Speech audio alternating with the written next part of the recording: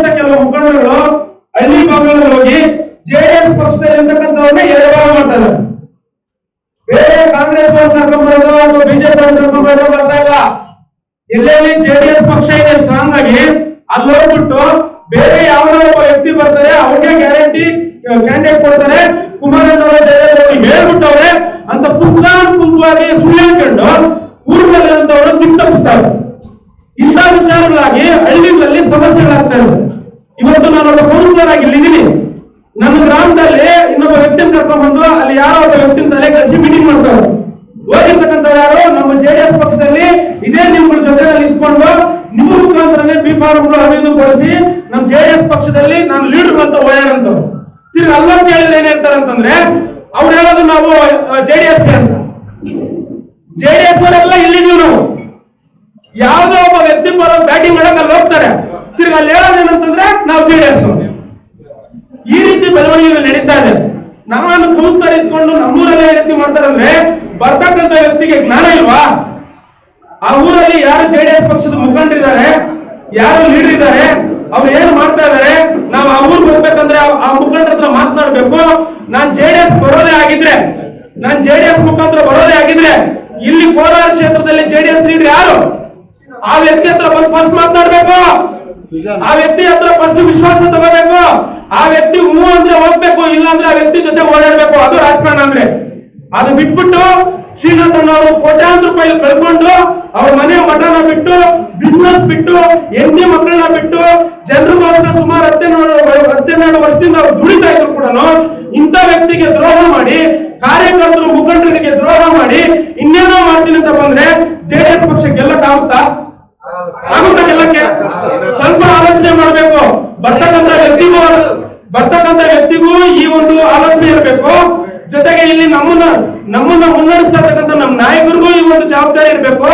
ಜೊತೆಗೆ ನೀವು ಇವತ್ತು ಈ ಒಂದು ಮೀಟಿಂಗ್ ಅಲ್ಲಿ ಒಂದು ವಿಚಾರನ ತಗೊಂಡೋಗ್ಬೇಕು. ತಾಲೂಕು ಅಧ್ಯಕ್ಷರು ನಮ್ಮ ತಾಲೂಕಲ್ಲಿ ಈ ರೀತಿಯ ಬೆಳವಣಿಗೆಗಳನ್ನ ಮಾಡ್ತಾ ಇರೋಂಥ ವ್ಯಕ್ತಿಗಳನ್ನ ಕರೆದು ಅವ್ರ ಫಸ್ಟ್ ಬುದ್ಧಿ ಹೇಳ್ಬೇಕು. ಮೊದಲನೇ ಪಾಯಿಂಟ್. ಎರಡನೇ ಪಾಯಿಂಟ್, ನೀವು ಇಬ್ಬರೇ ಯಾರ್ಯಾರು ಮುಖಂಡರಿದ್ದೀರ ನೀವು ಕರ್ಕೊಂಡೋಗಿ ಕುಮಾರಣ್ಣ ಹತ್ರ ಇರ್ಬೋದು, ನಿಖಿಲ್ ಕುಮಾರಸ್ವಾಮಿ ಹತ್ರ ಇರ್ಬೋದು, ದೇವೇಗೌಡ ಹತ್ರ ಇರ್ಬೋದು, ಕುತ್ಕೊಂಡು 10 ವರ್ಷದಿಂದ ಪಕ್ಷ ಕಟ್ತಾ ಇರೋ ವ್ಯಕ್ತಿ ಸಿಎಂ ಆರ್ ಶ್ರೀನಾಥ್ ಅವರು ನಮ್ಗೆ ಪಕ್ಷ ಕಟ್ತಾ ಇದ್ದಾರೆ. ಇವರ ಮುಂದಿನ ದಾರಿ ಏನು ಫಸ್ಟ್ ಕ್ಲಿಯರ್ ಮಾಡಿ. ಯಾಕೆಂದ್ರೆ ಅವ್ರು ಸಮರ್ಥರಿದ್ದಾರೆ, ಅವ್ರು ಯಾವ ವಿಚಾರದಲ್ಲಿ ಇದಕ್ಕೆ ಹೋಗಿಲ್ಲ. ಸಿಎಂ ಆರ್ ಶ್ರೀನಾಥ್ ಅವರು ಕಳೆದ 10 ವರ್ಷಗಳಲ್ಲಿ ಮಾಡತಕ್ಕಂಥ 10% ಇನ್ನೊಬ್ರು ಮಾಡೋಕ್ಕಾಗಲ್ಲ.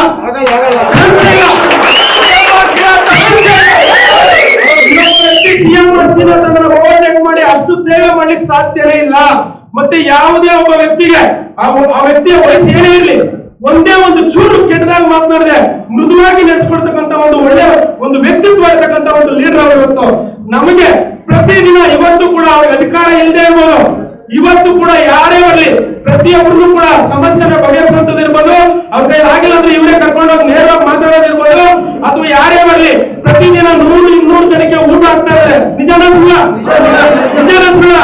ಇಂಥ ಲೀಡರ್ಗಳು ಇರ್ಬೇಕಾದ್ರೆ ನಮ್ಮ ಪಕ್ಷದಲ್ಲಿರ್ತಕ್ಕಂಥ ಕೆಲವರು ಮಾಡ್ತಾ ಇರ್ತಕ್ಕಂಥ ತಪ್ಪುಗಳನ್ನ ನೀವು ಖಂಡಿಸಿ ಅವ್ರ ಬುದ್ಧಿ ಹೇಳದೆ ಹೋದ್ರೆ ನಮ್ಮ ಪಕ್ಷಕ್ಕೆ ತೊಂದರೆ ಆಗುತ್ತೆ. ಮತ್ತೆ ನಾವು ಇನ್ನೊಬ್ಬರಿಗೆ ನಾವು ಜಾಗ ಮಾಡ್ಕೋಬೇಕಾಗುತ್ತೆ. ಈಗಾಗಲೇ ನಾವು ಕಾಂಗ್ರೆಸ್ ಕೇವಲ 15 ದಿನದಲ್ಲಿ ಅವರು ಹೊಡ್ಕೊಂಡು ಹೋದ್ರು. ಕಾರಣ ಏನು? ನಮ್ಮ ಮುಖಂಡರಲ್ಲಿ ಇರ್ತಕ್ಕಂಥ ಈ ರೀತಿಯ ಒಂದು ನಡವಳಿಕೆಗಳು. ಈ ರೀತಿ ಆಗ್ಬಾರ್ದು ಅಂದ್ರೆ ತಾಲೂಕು ಅಧ್ಯಕ್ಷರ ಸ್ಥಾನದಲ್ಲಿರೋರು, ಜಿಲ್ಲಾಧ್ಯಕ್ಷರ ಸ್ಥಾನದಲ್ಲಿರೋರು, ಕೋರ್ ಕಮಿಟಿ ರಾಜ್ಯಾಧ್ಯಕ್ಷರಾಗಿರ್ತಕ್ಕಂಥವರು ಕ್ಷೇತ್ರಗಳ ಬಗ್ಗೆ ಒಂದು ಗಮನ ಇಟ್ಕೊಂಡು ಪಕ್ಷಕ್ಕೆ ಕಾರ್ಯಕರ್ತರು ಕೊಡ್ತಾ ಇಲ್ಲ, ನಮ್ಮ ಪಕ್ಷಕ್ಕೆ ಮುಖಂಡರು ಕೊಡ್ತಾ ಇಲ್ಲ, ನಮ್ಮ ಪಕ್ಷಕ್ಕೆ ಹೋರಾಟಗಾರರು ಕೊಡ್ತಾ ಇಲ್ಲ.